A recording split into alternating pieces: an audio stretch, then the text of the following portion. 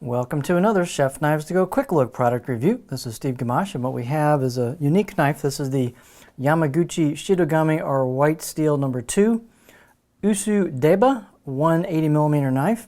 So this has a 3-layer construction. The hardcore cutting steel is Shitogami or white paper number 2 reactive high carbon steel. Heat treats typically around 61, maybe 62 Rockwell on that type of steel.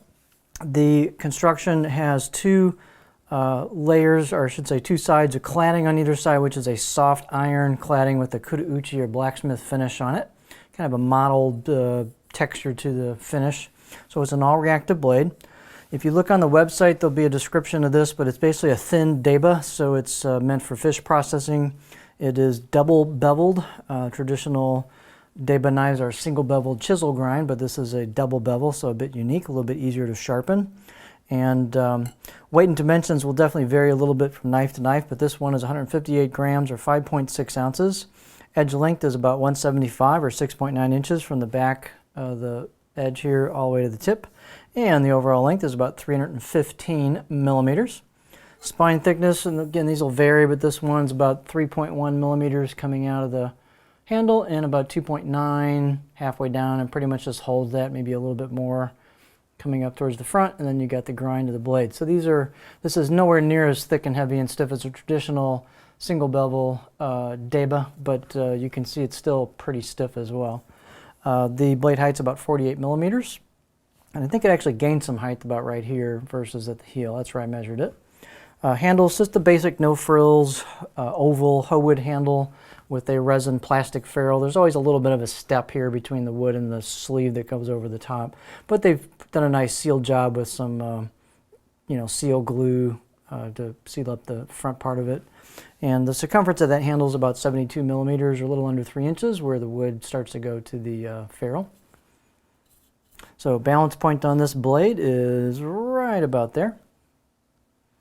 And you can see it kind of thins down in the spine towards the very tip, and then this is what it looks like at the back half. Choil shot. Let's see, this blade was pretty sharp out of the box, so it had a pretty nice edge on it. The steel is going to be really easy to sharpen. Again, it's an all-reactive blade, but it's a nice looking blade. Very very rustic looking, lots of interesting textures and hammered marks and machine marks to it. And these will definitely be, each one will be a little bit unique, so you'll definitely have a unique product. If you're looking for something handmade and a lot of blacksmith kind of character to it, you got it right here. So this has a embossed kanji on the left side of the blade as you'd be holding it. You can definitely see the grind coming down here towards the edge, the contour, the core steel peeking out from the cladding. They've relieved the spine a little bit at the corners. They've relieved the choil a little bit and done a pretty nice job on that. So it's pretty comfortable out of the box. You don't have a lot, spot here for a grip, but you can put your finger right there for a pinch, depending on how you're going to use this blade. But it's definitely, if you look carefully here, you will notice on the contour, it's a lot flatter on the left side of the blade than the right side of the blade. So the right side of the blade, you can feel that transition there, coming down into the grind towards the edge right there. And then the left side of the blade, it's there, but it's a lot less pronounced. So I would assume that's probably a design decision on this.